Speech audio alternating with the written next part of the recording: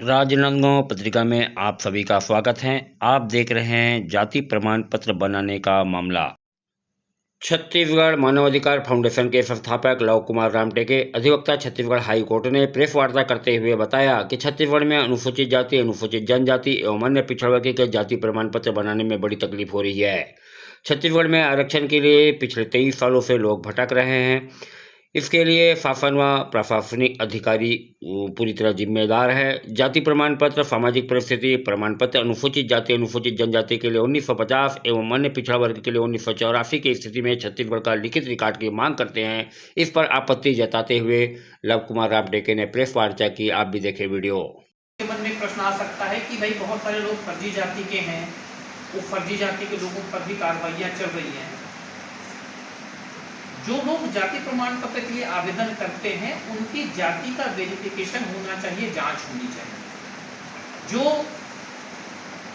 Supreme court का भी निर्देश है, हाई कोर्ट के भी निर्देश हैं, शासन के भी आदेश हैं कि जो व्यक्ति 1950 की स्थिति में जिस राज्य में था उस राज्य में उसे जाति प्रमाण पत्र प्राप्त करने की अधिकारिता होगी और उसी राज्य में उसको आरक्षण की पात्रता बनेगी।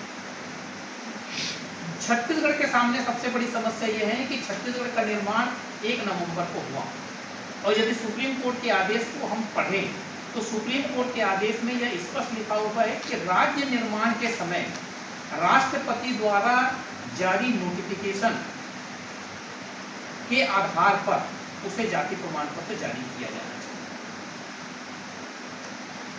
राज्य का निर्माण 1 नवंबर को हुआ। 25 अगस्त 2000 को राष्ट्रपति का नोटिफिकेशन जारी हुआ और उस दिनांक को छत्तीसगढ़ की घोषणा हुई।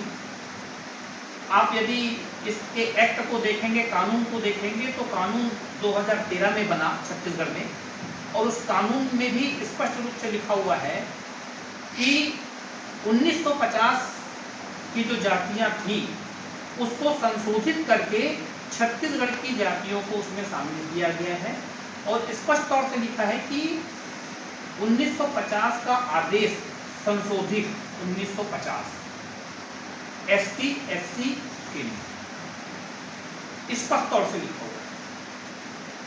ऐसी स्थिति में भी यदि हमें छत्तीसगढ़ से जाति प्रमाण पत्र नहीं मिल पा रहा है तो लाखों लोग ऐसे हैं जो ना तो उच्च शिक्षा प्राप्त कर पा रहे हैं और ना ही किसी शासकीय सेवा में जा पा रहे हैं और ना ही शासन की किसी प्रकार से लाभ ले पा रहे हैं। एक बहुत बड़ी समस्या छत्तीसगढ़ में और थी मात्रात्मक त्रुटि की, जिसको राज्य सरकार और केंद्र सरकार के माध्यम से अभी संशोधित जो है किया गया है और बहुत जल्दी उसका लाभ जो है छत्तीसगढ़ के लोगों को मिलेगा। इसी तारतम्य में हमारी भी यह मांग है कि छत्तीसगढ़ में ऐसे लोग जो अन्य राज्यों से छत्तीसगढ़ में आए हैं उनके सोशल स्टेटस को देखा जाए, सामाजिक परिस्थिति को देखा जाए, जो कि सुप्रीम कोर्ट का भी नियम है और उस नियम के तहत उनकी जाति का वेरिफिकेशन कर लिया जाए और उसकी जाति के वेरिफिकेशन के आधार पर उसे जाति प्रमाण पत्र जारी किया जाए। यहाँ पर उसे छत्तीसगढ़ का 1950 का रिकॉर्ड मांगने की जो बाध्यता है उसे समाप्त की जाए, क्योंकि वो किसी भी कंडीशन में इस नए राज्य का 1950 का रिकॉर्ड प्रस्तुत ही नहीं कर पा रहा था, लेकिन वो अनुसूचित जाति, जनजाति या पिछड़ा वर्ग का सदस्य है और राज्य निर्माण के पहले से वो यहाँ का निवासी है, जिसके लिए राज्य सरकार भी समय समय पर निवास प्रमाण पत्र के नियम जो है जारी करते रहती है और उसी नियम के तहत हमारी यह मांग है कि छत्तीसगढ़ में उसे जाति प्रमाण पत्र प्राप्त करने की पात्रता है। साथ ही एक और बहुत बड़ी समस्या है कि अनुसूचित जाति, जनजाति और पिछड़ा वर्ग की ऐसी महिलाएं जो अच्छी शिक्षा प्राप्त जो है की हुई हैं, उच्च शिक्षित हैं और वो शादी होने के बाद जब छत्तीसगढ़ में आ जाती हैं तो उन्हें छत्तीसगढ़ से जाति प्रमाण पत्र जारी नहीं किया जा रहा है। 1-2 हाई कोर्ट में केस तो मेरे ही माध्यम से लगे हुए हैं। चूंकि वो मैरिट करने के बाद छत्तीसगढ़ आई है, उसकी मूल जाति शेड्यूल कास्ट, शेड्यूल ट्राइब या ओबीसी है, तो उसे छत्तीसगढ़ में उसका लाभ मिलना चाहिए।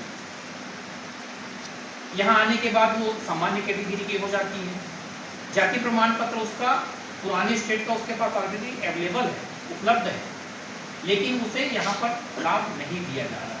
तो हमारी यह भी मांग है कि उसे उसका लाभ मिले।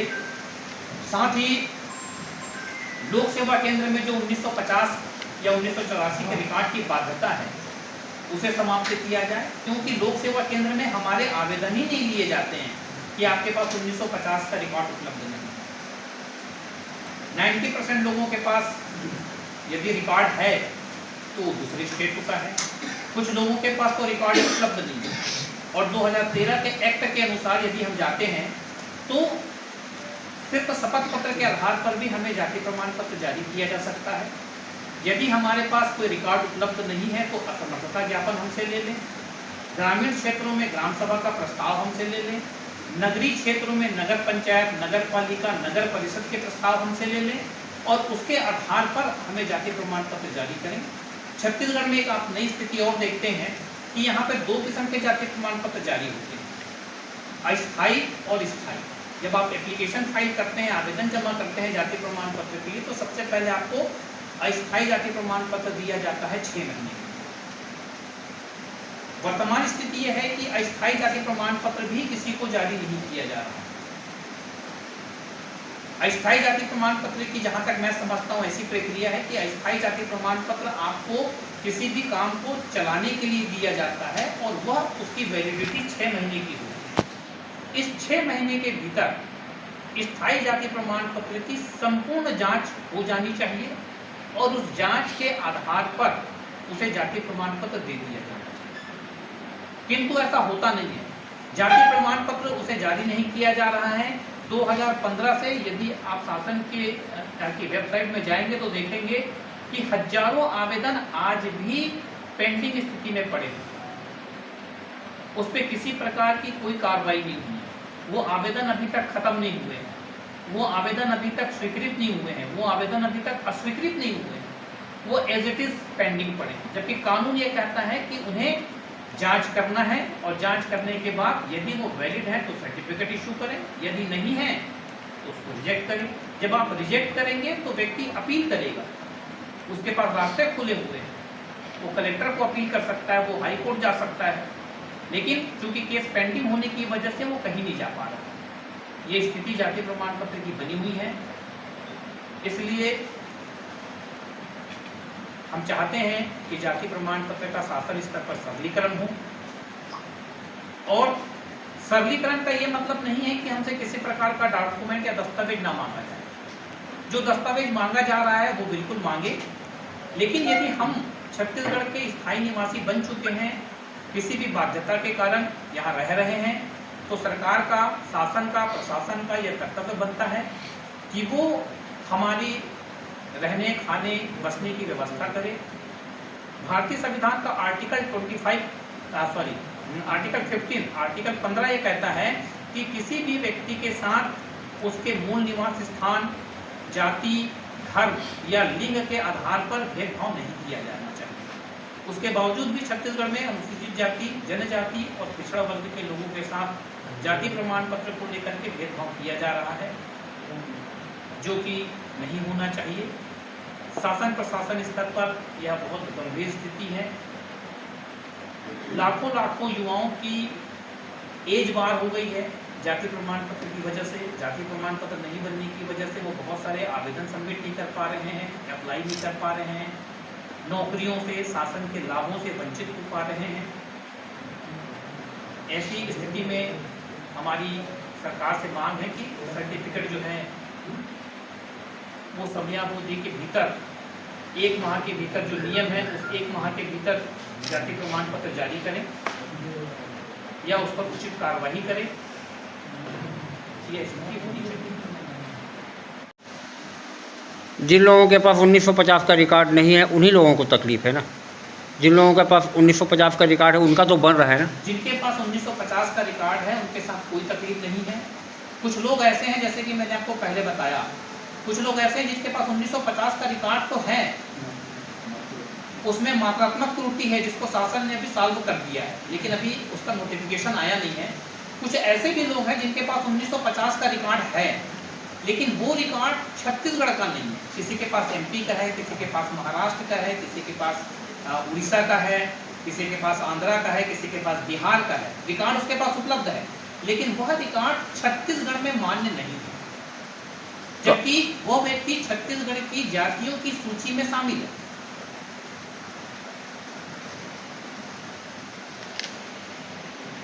लिस्ट में एसटी, एससी, ओबीसी की लिस्ट में वो शामिल है। उसके पास 1950 का रिकॉर्ड भी उपलब्ध है, लेकिन एक सपोज करें कि उसके पास रिकॉर्ड महाराष्ट्र का है।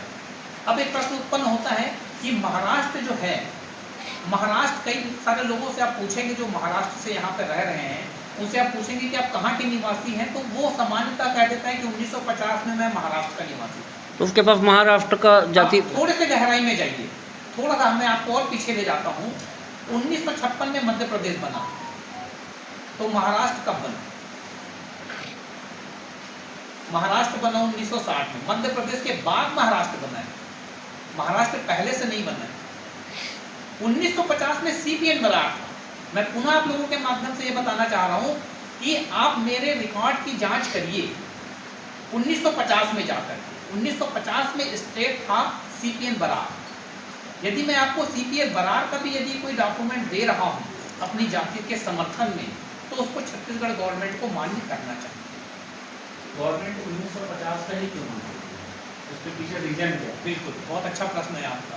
भारत का संविधान लागू कब हुआ? 1950। जातियों की सूची सबसे पहले 1950 में बनी। आप देखेंगे जातियों की सूची में 1950 में एसटी, एससी शामिल हुआ। उनकी सूची 1950 से बनी हुई है। आप यहाँ पे एक थोड़ी सी एक हटके भी चीज देखते हैं। एसटी, एससी से 1950 का रिकॉर्ड मांगा जा रहा है और ओबीसी से 1984 का। क्यों? वो इसलिए क्योंकि 1950 की स्थिति में ओबीसी जो है वो चिन्हांकित नहीं हुआ था कि कौन कौन सी जातियां ओबीसी में आएंगी। ये चिन्हांकित हुआ मंडल कमीशन के बाद 1984 और 84 से, इसलिए उनसे 84 का रिकॉर्ड मांगा जाता है और एससी, एसटी से 1950 का। 1950 के बाद जितने भी नए राज्य बने हैं, उन सभी राज्यों में इस तरीके की जाति प्रमाण पत्र की समस्या आपको देखने मिलती है। यदि कोई व्यक्ति महाराष्ट्र का निवासी है और महाराष्ट्र में जाति प्रमाण पत्र बनाना चाहता है तो उसको दिक्कत नहीं है। जो 1950 से पहले छत्तीसगढ़ में रहे हुए हैं उनको कोई दिक्कत नहीं। छत्तीसगढ़ की भौगोलिक सीमा का निर्धारण 1 नवंबर को हुआ। 1 नवंबर को छत्तीसगढ़ बना 16 जिलों को लेकर। 16 जिला को भौगोलिक क्षेत्र माना गया और उस भौगोलिक क्षेत्र में जो लोग निवास करते हैं उन सारे लोगों को हमारी मांग है कि छत्तीसगढ़ का स्थायी निवासी माना जाए। क्यों? क्योंकि सर्वप्रथम तो वो यहाँ रह रहा है, स्थायी रूप से यहीं पढ़ा लिखा है, उसकी शादी यहीं हो रही है, उसके बच्चे यहीं पैदा हो रहे हैं। अब वो बच्चे जाएंगे कहाँ? क्योंकि यदि वो दूसरे स्टेट में जाते हैं तो वहाँ उसका निवास प्रमाण पत्र नहीं बनता, डोमिसाइल नहीं बनता, और डोमिसाइल नहीं बनने से उसको वहाँ बेनिफिट नहीं मिल रहा है। यहाँ कास्ट सर्टिफिकेट नहीं बनने से उसको यहाँ बेनिफिट नहीं मिल रहा है, तो वो दोनों जगह से वंचित हो रहा है। इसलिए उसको या तो छत्तीसगढ़ में उसको स्टेब्लिश करिए या तो दूसरे स्टेट में उसको स्टेब्लिश करिए। क्योंकि आज हम 23वें साल में बैठे हुए हैं छत्तीसगढ़ में और 23 साल हो चुके, यदि मैंने अपना स्टेट नहीं बदला तो मैं तो यहाँ का स्थायी निवासी हो गया। शासन भी कहती है, जो निवास प्रमाण पत्र का फॉर्मेट है यदि आप देखे होंगे तो उसमें स्पष्ट लिखा हुआ है या तो आपने यहाँ जन्म लिया हो, या तो आपने 5वीं 8वीं 10वीं यहाँ पढ़ा हो, या आपके पास स्थायी प्रॉपर्टी हो, तो आप यहाँ के स्थायी निवासी हैं। तो हमको स्थायी निवासी यहाँ का माना जाए और 1 नवंबर को जो है राज्य का निर्माण हुआ, उसे ही मानते हुए मैं प्रमाण पत्र जारी किया। राज्य